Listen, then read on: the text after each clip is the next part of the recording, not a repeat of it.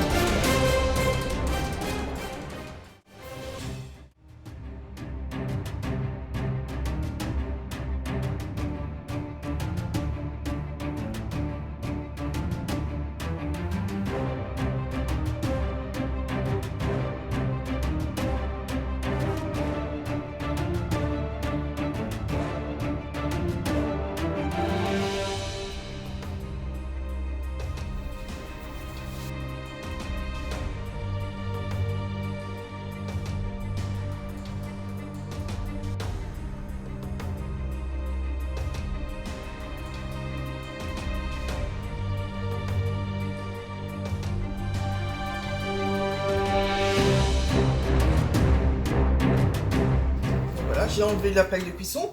Je vais mettre une toile de cuisson dessus. Et je vais tourner mon moule. Et je vais démouler. Donc là, c'est bien démoulé, hein, parce qu'elle a attendu. Hein. Donc voilà. Donc là, moi, c'est un napolitain qui va être fait dans le petit quadrinos qui fait entre 8 et 10 parts. Hein. Donc ça fait la moitié du flexipan plat à peu près. Bon, je vais me servir de mon cadre pour couper la moitié.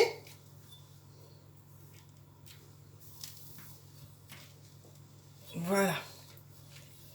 Hop. Donc maintenant, je vais monter dans le plat de service. Donc j'ai un petit plat rectangulaire qui est super bien. Je mets mon quadrinox dessus. Donc je mets une des premières génoises. Ok. Bon, maintenant, on met le chocolat. Donc, je mets à peu près la moitié de chocolat dedans. Il y a deux, je vous rappelle, là, moi, j'ai que 2 hauteurs. Donc, voilà, à peu près. Hein. Donc, avec l'aide de la cuillère, de la petite cuillère coudée, on va étaler. Alors, justement, le cadre, c'est pas indispensable dans la recette, hein, mais il sert vraiment de support pour étaler, justement, la génoise et puis tout le reste.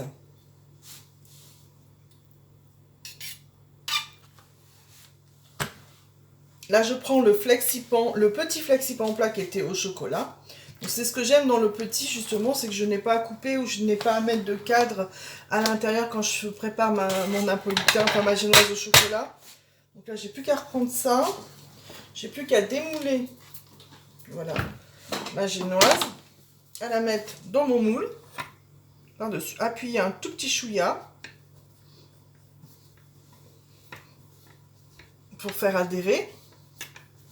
Et maintenant, je vais mettre la totalité de la génoise dessus.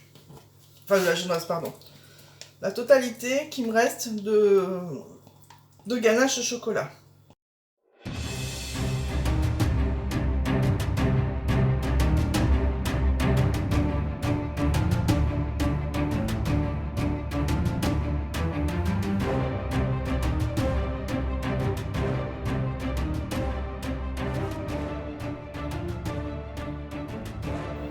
On n'est pas vraiment obligé d'aller vraiment au niveau des bords. Puisque finalement, après, quand il a posé, quand on va mettre le glaçage dessus, puis les vermicelles, moi je coupe toujours un petit peu une petite bande des bords. Et on met le deuxième biscuit vanillé, on met le deuxième biscuit dessus. Ok? On va le mettre dans ce sens-là, comme ça on aura vraiment la facilité pour mettre le fondant. Donc voilà, j'appuie dessus. Donc là c'est fini. Mais je vais le couvrir. On va le couvrir pendant une demi-heure à peu près et après on mettra le glaçage dessus. Et après ça sera bon pour le goûter.